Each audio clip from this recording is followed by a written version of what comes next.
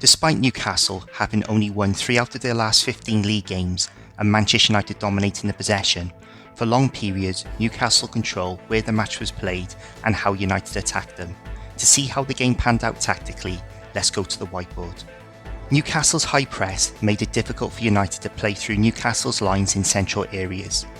From goal kicks, Sam Maximum and Joel Linton would line up Maguire and Lindelof for the short goal kick, ready to press them.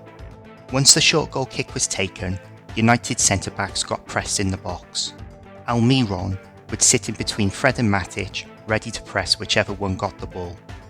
From here, United were usually forced to play the ball wide to the fullback, where Newcastle's midfield would be back in the presser, and United were either forced into touch, get turned over, or play the ball back to De Gea to clear long.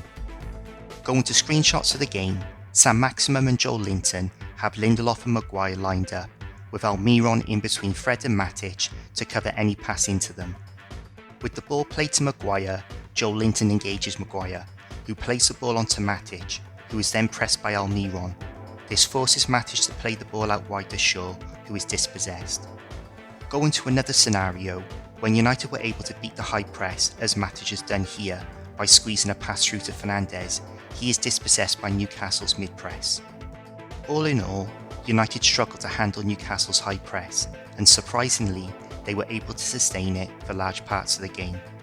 During the game, there were numerous times when United had the opportunity to switch the ball out to the right, with Wan-Bissaka and James in space, but they would check and go back into the traffic on the left-hand side.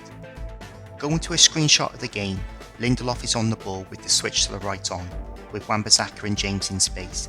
If he plays the ball to Wan-Bissaka, this pass is then on to James, and the defensive structure of Newcastle gets pulled across the pitch. But he goes back to Maguire to go down the left. In this next example, Wan-Bissaka is in space again, with James completely unmarked. The same play is on, with the ball to Wan-Bissaka and then out to James, or even a direct switch to James. But Lindelof hasn't even opened his body yet to see what is on the right. The ball is again played out to the left to Matic via Maguire, and you can see the numbers Newcastle have on that side to defend the situation. The problem United have caused themselves by gravitating towards the left, both with the ball and an overload of players, is that it becomes predictable, and the opposition preload that area knowing that's where the attacks are likely to come from. This screenshot shows United's predictability to attack down the left. Despite Newcastle outnumbering United in anticipation of the ball going down that side, Maguire still plays the ball down the line to Shaw and he gets dispossessed. But going back to the first screenshot, Maguire has sideways passing options to Matic or Lindelof to move the ball out of that tight area and stretch the defensive structure of Newcastle.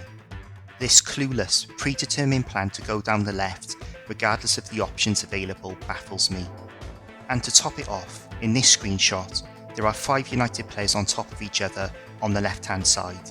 It looks like kids football when all the players go to the ball. The Devils' verdict is, despite another suspect performance, United got the win and have extended their gap from 5th place to 6 points. And with Leicester and West Ham in the other Champions League spots, United should qualify for the Champions League even if they lose the next 2 games against Chelsea and City. But for United to have a chance in the games against Chelsea and City, they have to show a greater variation in their patterns of play to pose more questions of much better opposition. Let me know in the comments your thoughts on the game. Thank you for watching, and please like, subscribe and share, and I'll see you in the next video.